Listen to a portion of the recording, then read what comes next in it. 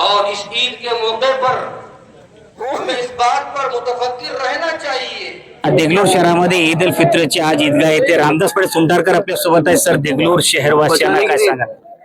रमजानच्या पवित्र महिन्याच्या ईदच्या सणानिमित्त अत्यंत आनंदानं हर्षोल्लासानं या देगलूर शहरामध्ये ईद साजरी करण्यात आलेली आहे।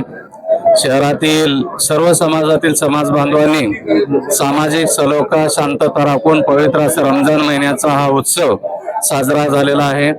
अतिशय आनंदामध्ये हा रमजान महिन्याचा उत्सव साजरा झालेला आहे। या ठिकाणी ईदगाहवरती हजारोच्या संख्येनं या ठिकाणी सर्व समाजातील समाज बांधव मुस्लिम बांधवांसोबत एकत्र होऊन भावाभावांना बंधुत्वाच्या भावनेनं ही ईद या ठिकाणी आम्ही साजरी केलेली आहे।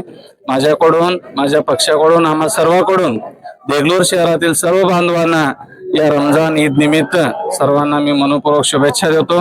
आपल्या आयुष्यामध्ये आनंद उत्साह आणि सर्वांचं निरोगीमय आयुष्य सर्वांना मिळो अशी मी ईश्वरचरणी प्रार्थना करतो आणि शुभेच्छा देतो। देगलूर शहर हा एकात्मतेचं प्रतीक आहे आणि आज संदेश देणारा दिवस आहे की आज एक सर्व मिसळून आज देगलूर शहरामध्ये अमन चैन दिसत राहतात। अतिशय बरोबर आहे। खरंच अपेक्षापेक्षा फार चांगलं देगलूर शहर आहे। येथे सर्व जाती धर्माचे पंथाचे लोक एकत्र येऊन ईद मध्ये सामील झालेले आहेत। मागील 1 महिन्यापासून जे रमजान महिना चालू होता त्याची आज रोजी जे शेवटची नमाज आहे ती आज ईदगाह मैदान देगलूर येथे शांततेत अदा करण्यात आलेली आहे आणि त्याच्यासाठी पोलीस विभागातर्फे संपूर्ण मुस्लिम बांधवांना व इतर बांधवांना खूप खूप शुभेच्छा आहेत। आम्ही आमच्या पद्धतीने पूर्ण चोख बंदोबस्त पुरवण्यात आलेला आहे। आपण पाहू शकता की देगलूर शहरामध्ये ईदगाह मैदान येथे आज मोठ्या संख्येने आज सर्व समाजाचे लोक आज आपण एकत्र येऊन अमन शांतीचा पैगाम देणार आहात। आज देगलूर शहरामध्ये ईद मुबारक। देगलूर शहराबद्दल काय सांगा? आज रमजान ईद शुभेच्छा देतो की आपण सर्व मुस्लिम बांधवांनी आज शेवटचा जो उपासाचा दिवस आहे आज सोडून आपल्या सर्वांना एक या ईदगाहवरी प्रार्थना करून सर्व धर्म व देश सर्व जगाला शांती द्यावं म्हणून त्यांनी आताच प्रार्थना केलेली आहे। आम्ही त्यांच्या सोबत मिळून मिसळून आजचा हा दिवस गोडवा म्हणून आज शिरखुर्माचे जे त्यांचे स्वाद आपल्याला देत आहेत तर हे गोडवा जे आहे ते मरेपर्यंत टिकून राहावं म्हणून हे बंधू भावनेचं प्रतीक आहे।